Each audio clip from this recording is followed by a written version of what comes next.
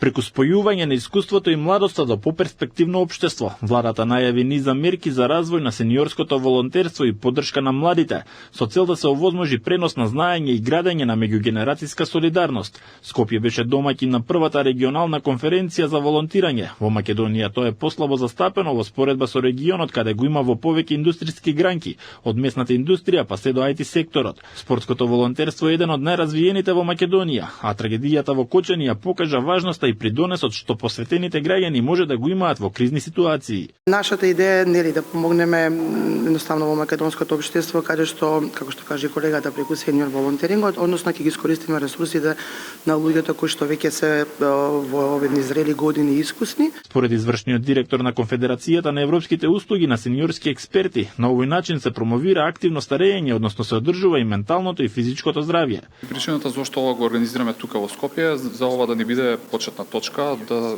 прошириме приказната за волонтерството на целиот Западен Балкан. Министерот за економија Бесар Дурмиши најави реформа на законот за волонтерство по примерот на европските закони. Конференцијата се организира во рамки на прогласувањето на 2026 година како меѓународна година на волонтерите за одржлив развој од страна на Обединетите нации.